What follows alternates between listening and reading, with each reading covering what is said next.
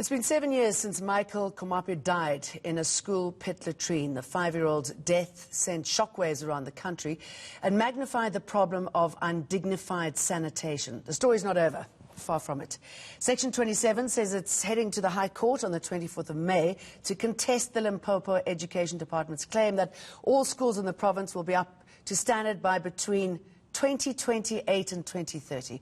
It's the same organisation that fought for Michael's family.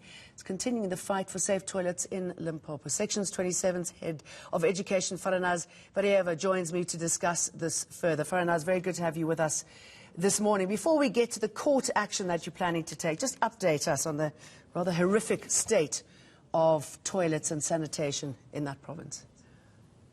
Good morning, Jane. Well, yes, unfortunately, we are now in 2021, and as you said, Michael Komape died in 2014, and the school infrastructure regulations outlawed pit toilets in 2013, and it said pit toilets had to be eradicated by 2016. And here we are in 2021, and it feels a bit like Groundhog Day, if not for us, then more so for the learners and their parents who have to send their kids to those schools. And this is even more amplified during the COVID period, because obviously one of the biggest mitigating things you can do around COVID is to have clean sanitation. So while there are mobile toilets in many schools, there are some schools that are without mobile toilets, and more than that, had we eradicated pit toilets, we wouldn't have been in the position of having to put mobile toilets in the first place. So kids are at risk for their safety in the same way as Michael Komape was, but also from a health perspective. But it also seems that nobody really cares, other than people like you and parents of these children. I mean, I went to Mount Frere a couple of years ago. There was a school, and I know I bang on about this, but I'm quite passionate about it. There was a school without a roof, and there were many schools there that didn't have any toilets at all, not even the pit latrines. And when the mayor came to speak to us, he knew nothing about it. And it feels that so much of this data is just falling through the gaps, that they're not getting the true picture of the horrors out there.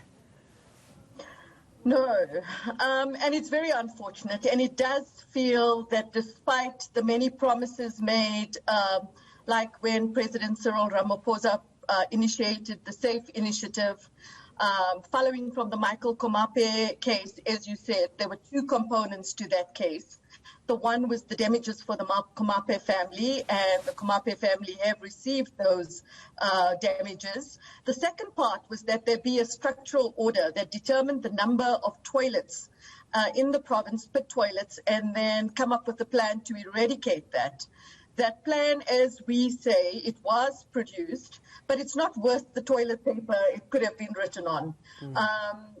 And that is because there are so many different data sets, and each of those different data sets say different things about the number of toilets. So we don't know how many pit toilets there really are. And what we do know is that the plan produced by the department, there are many schools, as you say, like the Mount Frere school, that we know should have decent toilets, that don't have decent toilets, or are still using pit toilets. So I'm going to jump in here quickly. I don't even think whoever's in control of this bothers to drive to many of those schools to check it out for themselves. But tell us about this court action, what you hope to achieve from it. Sorry, can you repeat that? What is it about the court action that you are hoping to achieve? Now, what sort of guarantees do you need in order to address this situation? Well, we're hoping that we have a stronger court order this time.